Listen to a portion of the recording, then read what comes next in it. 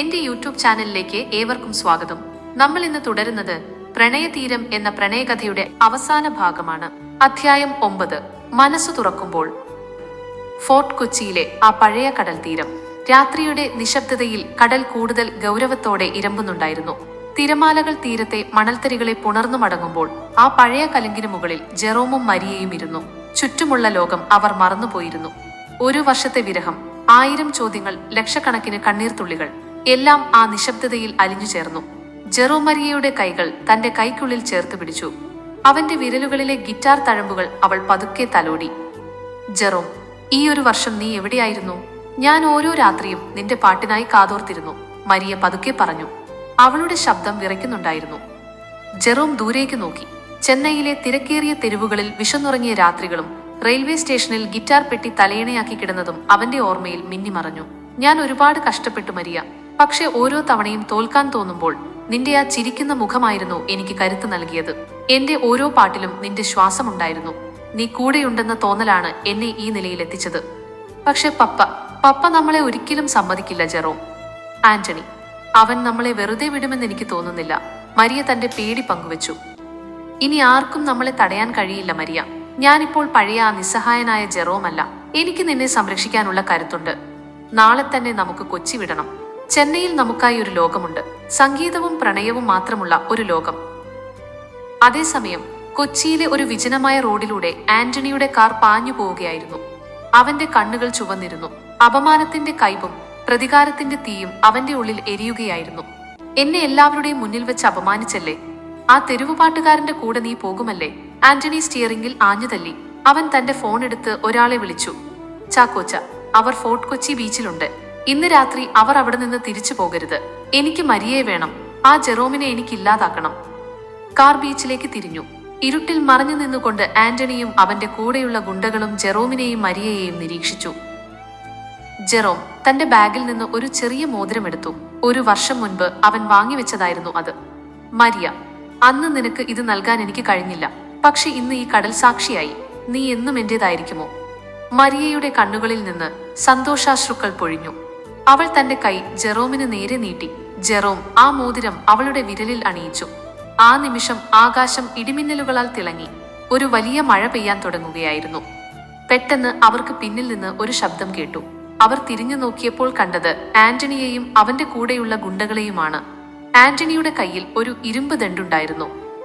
Jerome, നിന്റെ അവസാന കാലമായിരിക്കുന്നു, ആന്റണി പരിഹാസത്തോടെ പറഞ്ഞു. ആന്റണി, നീ എന്തിനാണ് ഇങ്ങനെ ചെയ്യുന്നത്?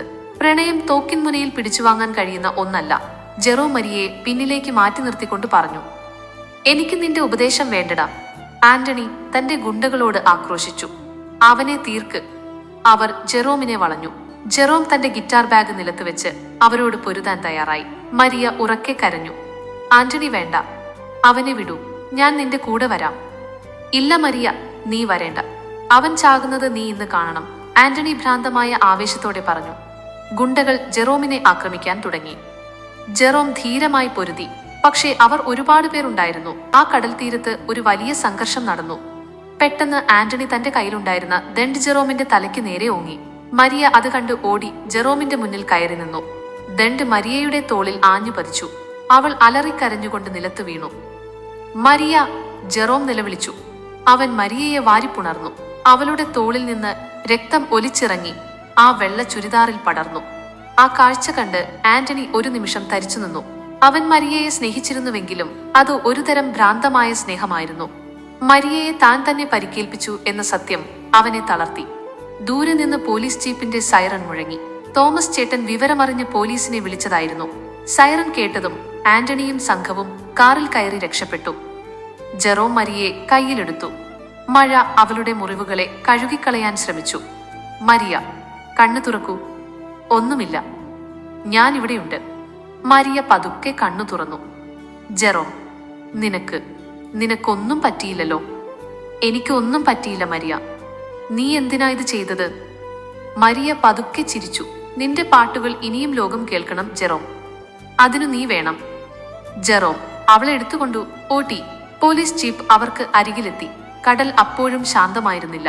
പ്രണയതീരത്തെ ആ രാത്രി അവസാനിക്കുന്നത് വലിയൊരു ചോദ്യചിഹ്നവുമായാണ്. മരിയയ്ക്ക് എന്ത് സംഭവിക്കും?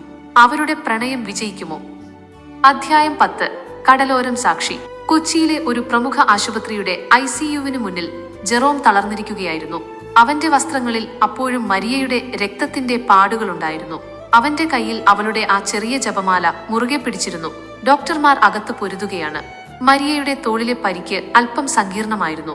പക്ഷേ അതിലേറെ അവൾ തളർന്നുപോയത് ആ മാനസികാഘാതത്തിലാണ്. അപ്പോഴാണ് ഇടനാഴിയിലൂടെ ഔസേപ്പച്ചനും മറിയാമ്മയും ഓടിവന്നത്. ഔസേപ്പച്ചന്റെ മുഖത്ത് ആ പഴയ അഹങ്കാരമില്ലായിരുന്നു. തന്റെ മകളെ മരണം തൊട്ടു വിളിച്ചപ്പോൾ ആ അപ്പന്റെ ഉള്ളിലെ ബിസിനസ്സുകാരൻ പരാജയപ്പെട്ടു പോയി. ജെറോം, എന്റെ മോൾക്ക്. ഔസേപ്പച്ചന്റെ ശബ്ദമിടറി. ജെറോം എഴുന്നേറ്റു. അവന്റെ കണ്ണുകളിൽ ദേഷ്യമായിരുന്നില്ല, വലിയൊരു സങ്കടമായിരുന്നു. അവൾക്കൊന്നും സംഭവിക്കില്ല ഔസേപ്പച്ച. അവൾക്കു വേണ്ടി പ്രാർത്ഥിക്കാനേ ഇപ്പോൾ നമുക്ക് കഴിയൂ. പണവും പദവിയും കൊണ്ട് അളക്കാൻ കഴിയാത്ത ഒന്നാണ് അവളുടെ മനസ്സ് എന്ന് ഇപ്പോഴെങ്കിലും നിങ്ങൾ മനസ്സിലാക്കിയല്ലോ. ഔസേപ്പച്ചൻ ഒന്നും മിണ്ടിയില്ല. അയാൾ തറയിലേക്ക് നോക്കി നിന്നു. അല്പസമയത്തിന് ശേഷം ഡോക്ടർ പുറത്തേക്ക് വന്നു. അവൾ അപകടനില തരണം ചെയ്തിട്ടുണ്ട്, പക്ഷേ വിശ്രമം ആവശ്യമാണ്. അവൾ ഒരാളെ മാത്രം തിരയുന്നുണ്ട്. ജെറോം. ആഴ്ചകൾക്ക് ശേഷം ഫോർട്ട് കൊച്ചിയിലെ ആ പഴയ കലുങ്കിനരികിൽ ജെറോമും മരിയയും വീണ്ടും ഇരുന്നു. മരിയയുടെ തോളിൽ ഇപ്പോഴും ഒരു ബാൻഡേജ് ഉണ്ടായിരുന്നു. പക്ഷേ അവളുടെ മുഖത്ത് ഒരു വലിയ യുദ്ധം ജയിച്ചതിന്റെ തിളക്കമുണ്ടായിരുന്നു. ആന്റണി ഇപ്പോൾ പോലീസ് കസ്റ്റഡിയിലാണ്. പപ്പ തന്റെ തെറ്റുകൾ തിരിച്ചറിഞ്ഞു. ജെറോമിനെയും മരിയയെയും ഒന്നിച്ചു ജീവിക്കാൻ അദ്ദേഹം അനുവാദം നൽകി. ജെറോം, നമ്മൾ ജയിച്ചു അല്ലേ? മരിയ അവന്റെ തോളിലേക്ക് ചാഞ്ഞു. നമ്മളല്ല മരിയ, നമ്മുടെ പ്രണയമാണ് ജയിച്ചത്. ഈ കടലും ഈ മഴയും നമ്മളെ കൈവിട്ടില്ല. ജെറോം തന്റെ ഗിറ്റാർ എടുത്തു. അവൻ അന്ന് രാത്രി അവൾക്കായി ഒരു പാട്ട് പാടി. അത് വിരഹത്തിന്റെ പാട്ടായിരുന്നില്ല, മറിച്ച് ഒരുമിച്ച് ജീവിക്കാൻ പോകുന്ന 1000 സ്വപ്നങ്ങളുടെ പാട്ടായിരുന്നു. കടൽ തീരത്ത് കൂടി നടന്നവർ ആ സംഗീതത്തിൽ ലയിച്ചു നിന്നു. നമുക്ക് ചെന്നൈയിലേക്ക് പോകണ്ടേ? മരിയ ചോദിച്ചു. പോകണം, പക്ഷേ നമ്മുടെ വേരുകൾ ഇവിടെയാണ്. കൊച്ചിയിലെ ഈ പ്രണയതീരത്താണ് ഞാൻ ആദ്യമായി നിന്നെ കണ്ടത്. നമ്മുടെ കല്യാണം ഈ സാൻക്രൂസ് ബസിലിക്കയിൽ വെച്ച് തന്നെ നടക്കണം. കടൽക്കാറ്റും ഈ ചൈനീസ് വലകളും സാക്ഷിയാക്കി നീ എന്റെ മണവാട്ടിയാകണം. 1 മാസത്തിനു ശേഷം കൊച്ചി കണ്ട ഏറ്റവും മനോഹരമായ വിവാഹം നടന്നു. വെള്ള വസ്ത്രം ധരിച്ച് മാലാഖയെപ്പോലെ മരിയ പള്ളിക്കുള്ളിലേക്ക് നടന്നു വന്നു. ഔസേപ്പച്ചൻ തന്നെ അവളുടെ കൈ പിടിച്ച് ജെറോമിന് കൈമാറി. പള്ളിയിലെ ക്വയർ പാട്ടുകാർക്കൊപ്പം നിന്ന് ജെറോം പാടി. അത് അവന്റെ ജീവിതത്തിലെ ഏറ്റവും ശ്രേഷ്ഠമായ പാട്ടായിരുന്നു. വിവാഹത്തിനു ശേഷം അവർ നേരെ പോയത് കടൽ തീരത്തേക്കാണ്.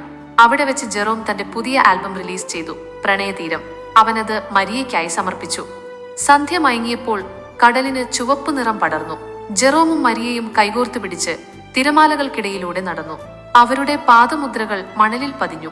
തിരമാലകൾ വന്ന് അവ മായ്ക്കാൻ ശ്രമിച്ചെങ്കിലും അവരുടെ പ്രണയം ആ മണൽത്തരികളിൽ അലിഞ്ഞു ചേർന്നിരുന്നു.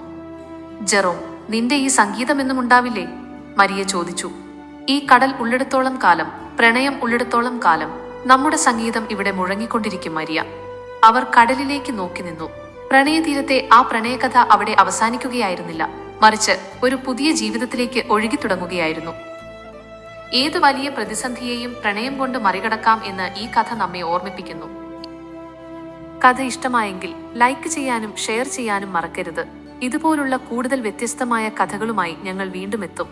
ആ പുതിയ യാത്രയിൽ പങ്കുചേരാൻ ഈ ചാനൽ ഇപ്പോൾ തന്നെ സബ്സ്ക്രൈബ് ചെയ്യൂ. നന്ദി, നമസ്കാരം.